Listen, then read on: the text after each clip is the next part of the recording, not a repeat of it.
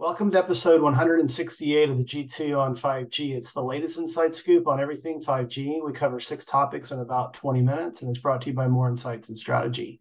I'm Will Townsend, and joining me again this week is fellow analyst Anshul Sag. But before we get started, we are a little bit late. I'm actually in Tokyo, and I'll be talking about, my first topic will be around the R&D Forum that NTT is hosting here. But how was your week, buddy? Good, just busy. I'm home this week. I'm out of town next week. I'll be at the MediaTek Executive Summit, kind of talking to a lot of MediaTek executives and connecting with press and talking about all the new things coming out of MediaTek. Yeah, no, I know you want to talk about that this week as well. So we'll jump right into it. I've got a lot of travel, as I kind of push forward towards the end of the year as well. So this is my last international trip of the year, but I am looking forward to spending time here in Tokyo, and that's a nice segue to my first topic. And so I want to talk about NTT, and they host an R&D forum here in Tokyo every year. Now, the online access is available to the general public, but to attend in person is by invitation only. So I feel quite privileged that NTT extended that invitation. So it is Sunday, my time, and I'll be here all next week. And it's a full 5 days, and the topics are, they're excellent. And so we've talked about NTT in the past.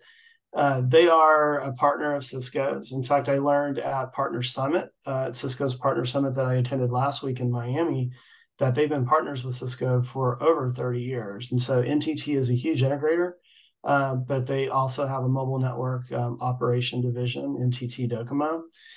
So what I'm really looking forward to is spending time with the infrastructure folks, understanding what they're doing to enable things like private 5G and their partnership with Cisco.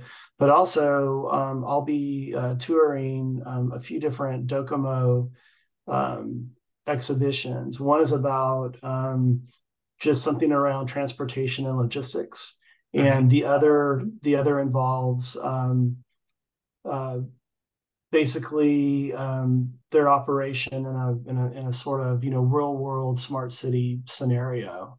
There'll also be exhibits that I'm going to be attending as well, and they're going to range from satellite, which is something that you're going to talk about here in a few minutes, but also optical networking and a pretty interesting use case around improving 5G throughput using spatial information. So I'm looking forward to it. I do plan to publish an article. It might be on Forbes. It might be on the More Insights and Strategy website, to be determined. But that'll be coming out in the next week after I spend time here. But I don't know. Were you even aware of the R&D forum here? No, but I do think it's interesting because NTT is a very broad company in terms of what they do. Yeah. And I like to think of them as like they're a data management company. Um, Right. and obviously they own an operator as well in Japan. But it's always interesting to hear about what NTT is doing, and they're kind of the leading of the spear in a lot of ways for digital transformation in Japan, Yeah. which is super important for that country because, as far as I understand, they're only recently started to eliminate the use of rubber or wax seals on official government documents. So Okay. there's a lot of interesting things going on in Japan in terms of modernization, and it seems like NTT is at the head of that, kind of making sure that those efforts are done safely and securely, but also in a reliable manner. So that's what I know about NTT. I would say that the areas that I cover, they're not really that active, Right. but I will say that I see them everywhere that I go, and it's quite clear that they have a global presence, even though they're very much a Japan, focused company. They are, yeah, they are definitely, their footprint is global. Recently, they've gone through a consolidation. They were operating under many different entities, and so they're trying to unify that to sort of simplify and streamline things, much like they do with their customers as well. I mean, over 330,000 employees, so they're definitely huge. I am definitely looking forward to spending time with them this coming week, and again, I'll be including those insights in a write up. But I mentioned satellite, so let's talk about. I know you want to talk about Qualcomm, and they're ending their partnership with Iridium, and so that's pretty big news, man. It is. It's actually really interesting because you and I have actually talked quite a bit about satellite over the last year. So we even had some Yeah. people from MediaTek on to talk about it. And the interesting thing is that what it seems like, first of all, the actual news is that Qualcomm is terminating its relationship and agreement with Iridium effective December 3rd. And what that means is that uh, none of Qualcomm's OEMs really wanted to um, work with Qualcomm and Iridium to make this possible. I was Hmm. actually at CES this year, and they drove us out to the desert and showed us the demo, and I have a whole recording of it. And basically, it seems like there's no interest in this non-standard approach. So it seems like we're gonna move in the right direction of standards-based solutions, whether that's from a Link Mobile or from a MediaTek or anybody really. But it's interesting because Qualcomm has a lot of experience in cellular, but also Yeah. satellite, and it's really interesting because uh, Iridium stock tanked pretty hard from this. Um, Hmm. and I've had people reaching out to me to talk to me about it, and you know, it really just seems like the statement I got from Qualcomm was that the OEMs prefer a standards-based solution, which Yeah. means adhering to NTN, which MediaTek already does. Um, Yeah. and I think it's just better for the industry if everybody adheres to the 5GNR NTN standard, whether that's the IoT or the actual, data-based solution that's more capable and has better throughput. Because the NR solution for this satellite communications can actually do a lot more. And Yeah. I think that just we're going to see a little bit more. We're going to see continued consolidation. The one thing that I think may have also hurt Qualcomm was if you look at the way things are rolling out today, most of the operators are the ones really taking this by the horns and working with a satellite provider and then integrating the OEMs into the solution. I just don't think the OEMs have a way to charge customers for this in a way that would Yeah. be successful as a business. And that's part of the problem I think Qualcomm had as well. The OEMs just, I don't think, want to have to manage all that complexity and offer additional services. And the operators already have the spectrum, and Verizon's aligned with Kuiper. Uh, T-Mobile's aligned with SpaceX. AT&T is aligned with AST Space Mobile. So Yeah. there's already these alignments in place. So I think it's really difficult for Qualcomm to get OEMs to ignore what's already happening in the market. And I think this is just a natural progression of consolidation, and I don't think it's over. I think we're going to see more companies drop off, more Yeah. solutions or partnerships end. But at the same time, I think we'll hear new partnerships be created as a result of this. And Hmm. I don't know if Iridium will be one of those companies to do that, but it's really interesting because Iridium's based in McLean, Virginia, and so is Satellite IoT or Satelliot, who Yeah. invited me out to their event that they're having. Unfortunately, I can't attend because I'll be with Amazon at AWS, but it's quite clear that Virginia is a very central place for a lot of these satellite technologies companies. Yeah, and I think on a prior podcast I mentioned the fact that satellite OT or satellite, and like however you pronounce it, I did meet with their CEO, and it was a very interesting conversation. I plan to follow up and have some further discussions with him at Mobile World Congress Barcelona. But I think from my perspective, this looked like a really heavy lift for the OEMs, and it's better not to have a diverged path, and to stay on the standard, and focus on what 3GPP has done with NTN. So and Iridium, I don't want to, I don't want to be negative about Iridium, but I really felt like that they were, sort of following, other leaders in this space. So it is what it is, but it'll be interesting to see how things sort of wind out here. But let's move to my second topic. I know you want to weigh in on this as well. We've talked about Dish.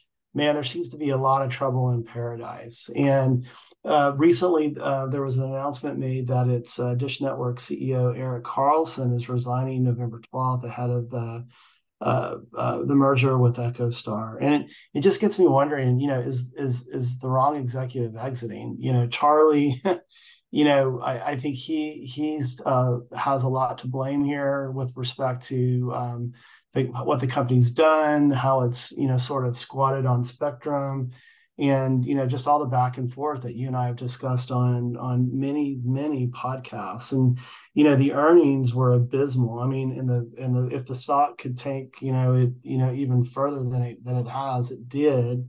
Basically revenues for the third quarter of 2023 fell 10% year on year to 3 billion. I mean, that's a net loss of 139 million compared with a 412 million net income number earned just a year before.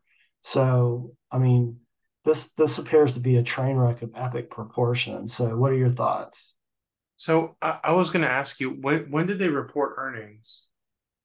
Earnings were reported. Looks like well, was it late September? No, that can't be right. It I, could I be, guess I don't have the right figure here, but right? yeah, I mean, within the last several weeks. Yeah, because I think what's interesting, if you look at their share price, it was already in the doldrums at like 550, and then it Yeah. tanked to 350 last week. So clearly, they had pretty disappointing earnings. And there's the CEO resigned. So I Oh, really, November 6th. I'm looking at my notes. yeah, So earnings were announced November 6th, but basically this is their fiscal quarter that ended September. at the end of September. So obviously Yeah. there's a lag in So November reporting. 6th was when they reported earnings, Yeah. and their stock basically tanked a couple days before that. So Yeah. I just think Dish Network is not getting better. Things are getting worse, and Yeah. this week they reported they laid off 500 people in Colorado. Um, I was gonna say, when you said trouble in paradise, I don't know if I consider Colorado paradise. Paradise. I know you have some property there, but I um, do. I would say that it's hard. I would also say that maybe Dish HQ is really not a thing in paradise either at this point. No, But no. I just think it's a train wreck at this point. Um, and I just don't really know what's going on, in the sense that, like, what they're thinking, because they're still like negotiating with T-Mobile about this 800 megahertz spectrum, and Yeah. it's $3.6 billion. There's no way they're going to find the money for this if they're laying off No, so many no. people, and their share Yeah. price. I mean, with their current share price, I don't even think they're like worth anything at Right. $3 a share. Um, their market cap is less than $2 billion. Yeah, Their for market cap sure. is less than what they're trying to pay for the spectrum. Like, let Yeah, they that can't. sink Yeah. in. But Yeah, there's no way they can get credit facilities based on that. I mean, no, actually, I knew someone that was part of the Dish team in Colorado, and I won't mention her name, but she is back in Austin. Someone that I've known for many years. But I mean, you're not the things look only so one who people promising. who worked at Yeah, Dish. yeah. I mean, things look so promising for so long, but this management shuffle continues. It's sort of like reshuffling folks on the Titanic. I knew you were gonna say reshuffling the deck chairs on the Titanic. I knew it. I knew where Yeah, you were going. yeah, Their but stock was, and in 2014, their stock was $61, see, that's unbelievable. and Yeah, they are now that's unbelievable. three bucks 44. Yeah, yeah, it's That's just not not. good. I just don't. I really think at this point, um, they just have to be parted off and sold. I honestly, their spectrum is worth more than the company is. Yeah, it definitely is. I mean, it would be a hostile And takeover if honestly, it they would didn't. probably be better used in someone else's hands.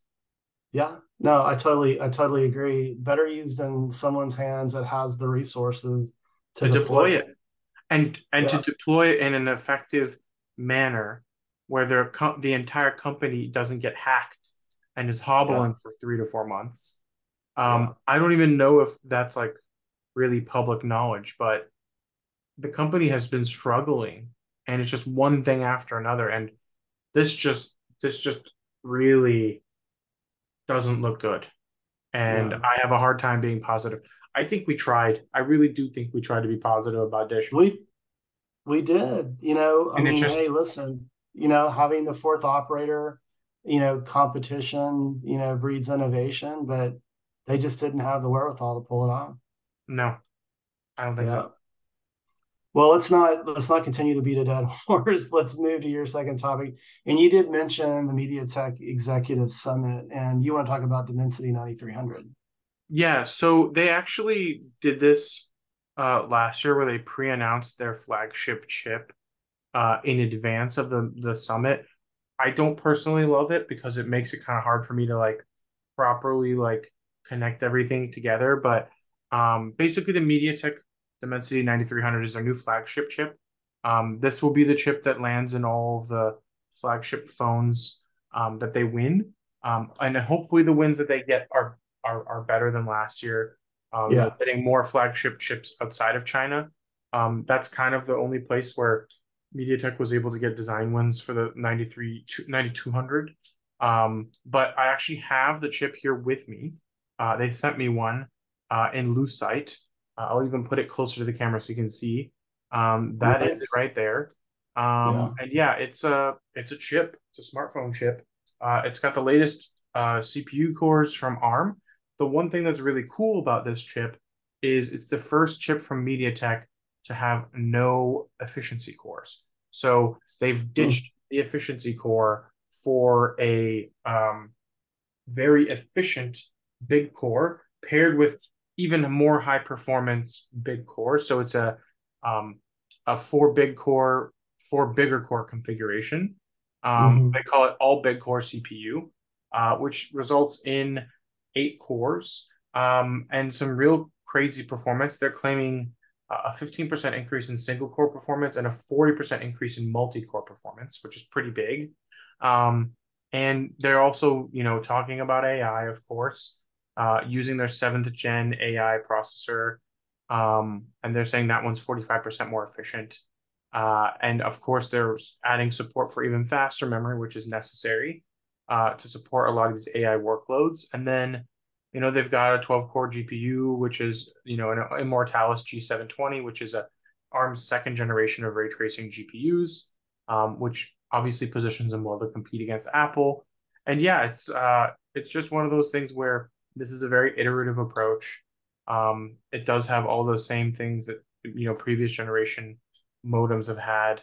Um, and yeah, it's their best, latest, and greatest, and it'll be really interesting to see how it competes against the Snapdragon 8 Gen 3, which came out just Hmm. a few weeks ago and is Yeah. already shipping in devices. So yeah, that's kind of the summary there. And I'll be at Okay. the summit to to ask more questions and get more details on it. Cool. I mean, so from your perspective, I mean, Dimensity, squarely is their performance solution, with dropping those ancillary cores and going to the four big cores like you mentioned. I mean, is this sort of a cost optimization exercise, or is it more of a preparing it for sort of next generation local sort of AI, capabilities, or both? I think it's both, but I also think Yeah. like, when you look at the configuration, it's very much focused on high performance. And Right. um, there's already going to be phones out there like the Vivo X100 that will have the Dimensity 9300. Um, Hmm. and it will be, maybe enough to compete, but I'm not sure it will beat Apple. Um, and yeah, I think there's always going to be an OEM that launches with Dimensity. And they've actually expanded Dimensity into their auto business as well, Yeah. but which I don't necessarily agree with. I think you should have a separate brand for auto. But Yeah.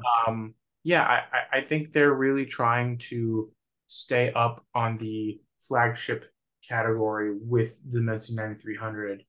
And efficiency cores are, I think they're kind of going by the wayside, because if you Yeah. look at what Qualcomm is doing with their Snapdragon X Elite, which is their PC processor, it also doesn't Hmm. have efficiency cores, but it has Huh. 12 of the same cores with a couple cores that can clock even higher, but they're all effectively the same cores. It just seems like we're moving away from that efficiency core design, which is really funny because there was a time when efficiency cores were a new thing and everybody implemented them because they couldn't find a way to make a big core very efficient. And now it seems Yeah. like the big cores are so efficient that we might not actually even need efficiency cores anymore. Huh.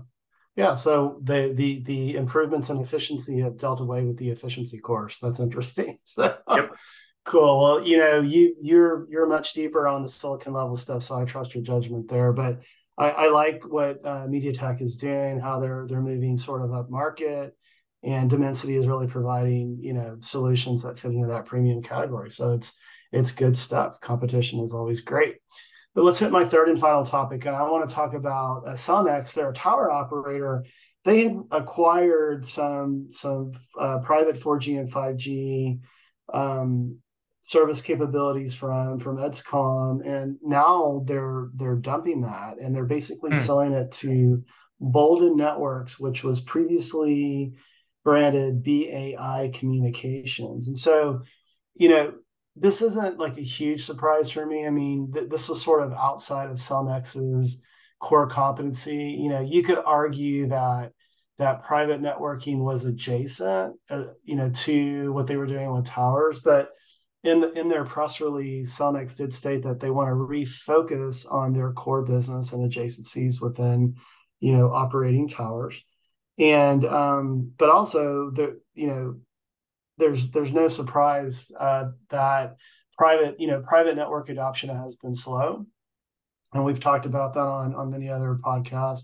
I think that will change over time. I think a lot of it has to do with the delay that we've seen with standalone deployment and big public mobile networks, but most private networks, especially 5G deployments, are straight standalone because obviously it's easier to manage the core and the radio access network infrastructure within smaller private network deployments. So I just thought this was interesting, sort of, another sort of bellwether or indicator around, I mean, maybe Cellnex thought, in acquiring these assets, they could jump on something pretty quickly and build it pretty quickly. But I think what they probably learned is that this is, private networking is going to be long tail, especially when it comes to 5G. I mean, obviously LTE private networks have existed for a very long time, but and that should change over time, but it's a long tail play from my perspective. So I don't know if you have anything to add to that, or if we want to just jump to your third topic. I do not. All right, well, let's just jump to your third topic, and this is something that you and I have sort of joked about, on the side, but this is tied to the Las Vegas Grand Prix, and I mean, I've been keeping up with all the news around, the fact that ticket prices have been dropping. F1 organizers, this was a funny tweet or an X or whatever you want to call it that I think I saw you exchange with someone, or maybe it was a LinkedIn post or a I posted Facebook on post, but Facebook. but it was like around, oh well, the F1 folks didn't know that it actually gets cold in the Nevada desert in November, right? So like, I mean, are the wheels kind of falling off all of this? But with that said, you do want to talk about T-Mobile's 5G experiences that they're going to be kind of promoting. They're going to be promoting various activations at the event, right? Yeah, so um they have an immersive 360-degree driving experience. They also have like I think there's like a T-Mobile like zone at the event. Yeah, And actually, like to your point, I do think ticket prices were obscene. Like I yeah, think there was somewhere in the 16 to $1,800 range, and that was the cheapest tickets. Like yeah. I think the F1 organization got a little greedy, and people kind of like decided, you know what, like we're not even gonna bother. And as a result, hotel prices have tanked, ticket prices have dropped, and yeah, like they kind of just set themselves up for failure as an organization. But T-Mobile also has the T-Mobile Zone at the Sphere, which what I was talking about, and they'll Mm-hmm. have performance is there every day. So there's like cool, you know, there's cool activations that they're doing there, and they're also doing a thing where T-Mobile customers get to ride shotgun with some vehicles. They didn't really say with whom, but I'm hoping that shotgun means like maybe in like a pace car, right? Because there are Yeah. no second seats in F1 cars. No. Um, but yeah, there's also a big talk about connectivity. And they actually released a press release a couple days ago when we originally planned to record this. That Open Signal reported that T-Mobile has 66% 5G availability in the Las Vegas fan experience area, Yeah. and that Verizon has 22.9% and AT&T has 11%.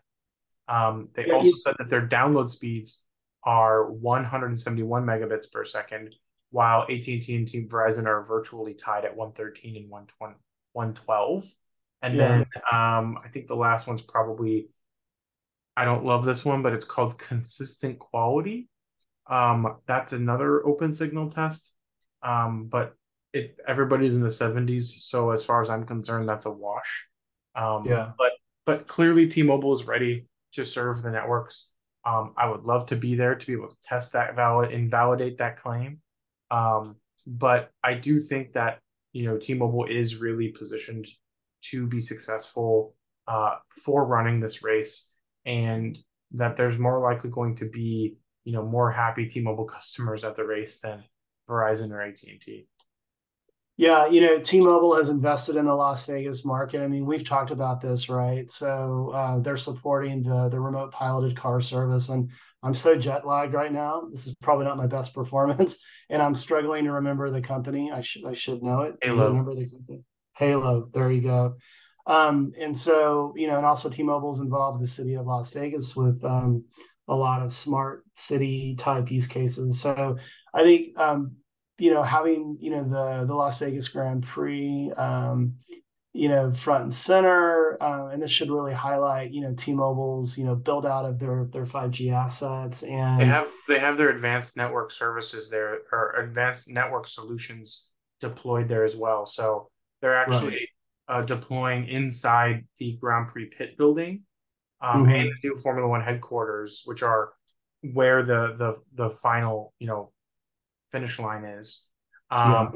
and they're also networking using network slicing on their standalone network to power point of sale terminals at the event, so fans can pick up whatever gear they want. It's probably very overpriced. If you've been into an F1 race, you know how overpriced it is. Pick But pick up your $50 F1 baseball cap. But I will 50, mention that's cheap. that's it's probably 75 or 100. But I will mention, because I did recall this even with my incredible jet lag, that when I was at Mobile World Congress Las Vegas, I spent time with a T-Mobile executive, Parvin Maharjan, and we talked about several topics. And T-Mobile for Business should be sharing this on their social media channels, but there is a fireside chat between Parvin and I where we talk about some of these things that you're mentioning at the Las Vegas Grand Prix. So Just and so I'll saying, be resharing that on I my wouldn't have Twitter. been opposed if they asked me to take a look at what's going on. But unfortunately, Yeah, I will be at the MediaTek Executive Summit, so I won't be able yeah. to attend the race. Oh well, other times, yeah, I couldn't attend it either. I had also a conflict, but hey, buddy, thanks for hanging in there with me, man. I'm kind of struggling here with the jet lag. I've only been here a day, but why don't you take us home? Absolutely. We hope our viewers and listeners found this week's topics interesting. If anyone out there would like to reach out and provide us insights for a specific 5G topic for a future podcast, please reach out to us on social media. Will is at Whaletown Tech. I'm at Anshel Saad. We hope you have a great weekend, and please tune in again next week. And don't forget to rate and subscribe.